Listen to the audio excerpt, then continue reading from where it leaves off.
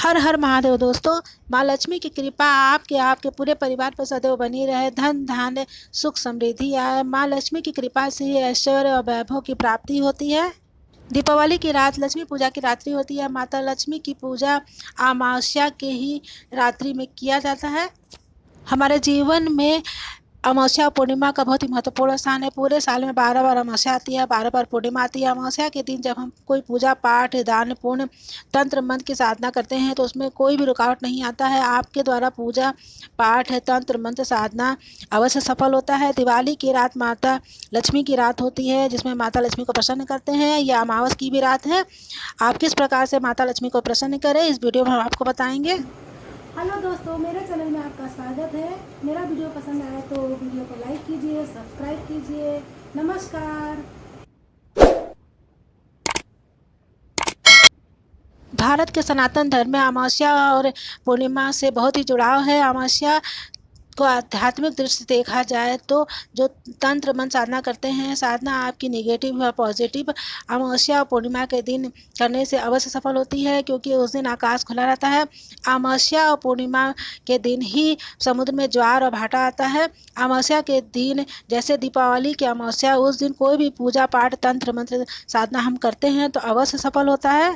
अमावस के दिन पूजा पाठ तंत्र मंत्र साधना करने से कोई रुकावट नहीं आती है, क्योंकि उस दिन कम्युनिकेशन और कनेक्टिविटी तुरंत बैठती है। कारण कि उस दिन कीलक मंत्रों के ऊपर से हट जाता है। अमावस्या के दिन भगवान शिव जी ने मंत्रों के ऊपर कीलक लगाया है, वह हट जाता है। भगवान शिव जी के मंत्रों पर कीलक लगाने का कारण है कि हमारे बीज मंत्रों का दुरुपयोग होता है।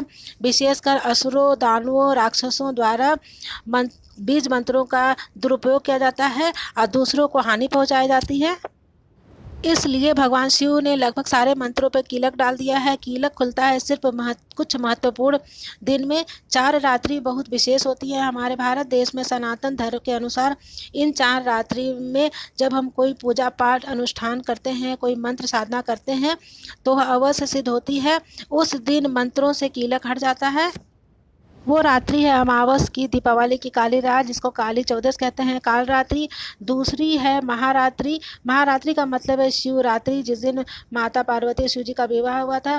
तीसरी है मोहरात्रि, जिसका मतलब है कृष्ण जन्माष्टमी की रात, जिस दिन भगवान श्री कृष्ण का जन्म हुआ था, वो मोहरात्रि कहलाती है। चौथी है दारुण रात्रि। दारुण रात्रि वो होती है जिस दिन पूर्णिमा के दिन होलिका दहन की रात को दारुण रात्रि कहा जाता है। हमारे सनातन धर्म में काल रात्रि, महारात्रि, मोहरात्रि, दारुण रात्रि का बहुत ही महत्वपूर्ण स्थान है, क्योंकि भगवान शिव द्वारा लगाए गए कीलक मंत्रों से हट जाते हैं। दुर्गा सप्तशती के प्रथम अध्याय के 79 श्लोक के अंतर्गत ये श्लोक है।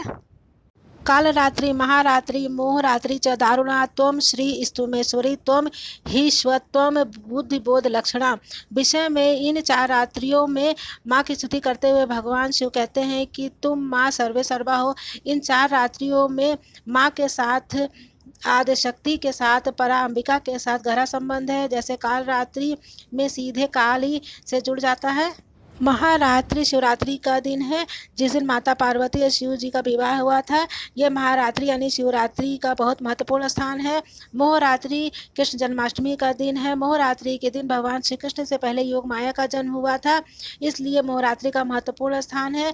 योग माया ने कहा था कि हे कंस, तेरा वध करने वाला का जन्म इस पृथ्वी पर हो चुका है। ये योग माया आदि शक्ति स्वरूपा ही है। दारुण रात्रि होलिका दहन की रात्रि है। होलिका दहन करने के लिए प्रहलाद जी को बैठाया जाता है, इसलिए दारुण रात्रि का बहुत ही महत्वपूर्ण स्थान है, क्योंकि होलिका आदिशक्ति के रूप में प्रकट हो जाती हैं, प्रहलाद का उद्धार हो जाता है।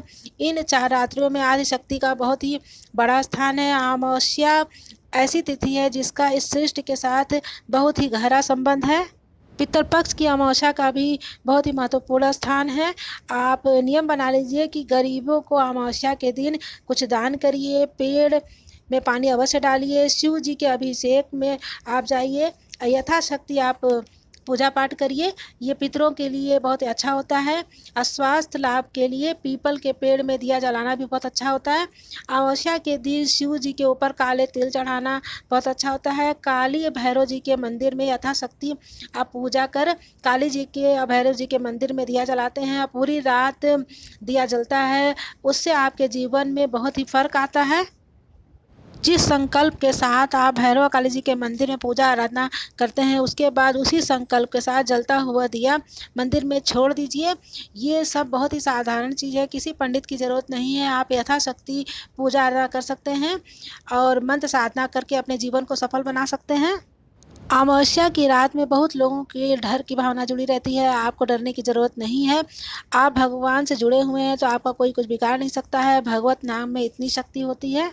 इन 4 रात्रियों के साथ साल में आने वाली अमावस्या पर रात्रि में आप बहुत कुछ साधना कर सकते हैं। यथाशक्ति पूजा पाठ करें, गीता का पाठ करें, विष्णु सहस्त्र नाम का पाठ करें, हनुमान चालीसा का पाठ करें, आप नवदुर्गे का पाठ करें, आप माता को प्रसन्न करें। आप छोटी सी साधना करके अपने जीवन में आने वाले कष्टों से उद्धार पा सकते हैं। अध्यात्म के अनुसार पहले स्वयं को स्वयं से उठाना है। परमात्मा तो हर क्षण हम लोग के साथ ही रहते हैं। आप अमावस्या की रात्रि यथाशक्ति पूजा पाठ करके आप अपना उद्धार कर सकते हैं। आपकी अपनी साधना पूजा पाठ सत्कर्म के लिए होना चाहिए। कभी भी अपनी साधना का गलत प्रयोग ना करें। कुछ लोग ऐसे भी होते हैं जो साधना का गलत प्रयोग करते हैं, इस तरह से किसी की मौत का कारण बन जाता है। कभी भी साधना का गलत प्रयोग नहीं करना चाहिए। जब आप अमावस्या या पूर्णिमा की रात्रि पूजा पाठ मंत्र साधना करते हैं, तब उस देवी के साथ आप संपर्क में आ जाते हैं और आप उस ऊर्जा के साथ, जिसे हम देवी या भैरवी कहते हैं, उनका ध्यान करते हैं। वे देवी आदिशक्ति देवी आपके जीवन में सकारात्मक प्रभाव डालती हैं। आपके जीवन में दुख दरिद्रता आने वाले संकट सभी दूर हो जाते हैं। दीपावली की अमावस की काली रात महालक्ष्मी की पूजा पाठ करके प्रसन्न करने की रात्रि है। आप महालक्ष्मी के बीज मंत्रों के जप साधना करके महालक्ष्मी को प्रसन्न कर सकते हैं। अब साथ में भगवान कुबेर की पूजा आराधना करके धन धान्य के साथ ऐश्वर्य वैभव की प्राप्ति कर सकते हैं।